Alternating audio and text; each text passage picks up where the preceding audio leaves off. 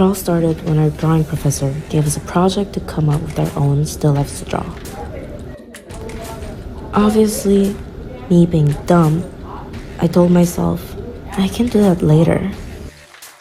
Man, I was so wrong.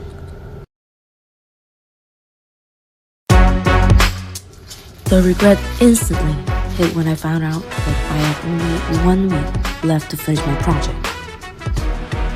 But how is this possible? I worked on it literally every day. But then I remembered.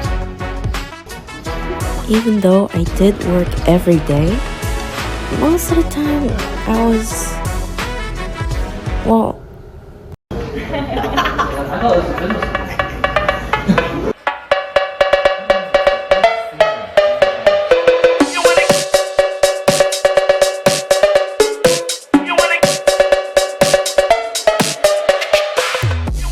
okay, so I had a little fun, but I still worked. See? But that excuse didn't work when I had to pull an all-nighter. I was being chased by time. Eventually, I finished my work 5 minutes before class.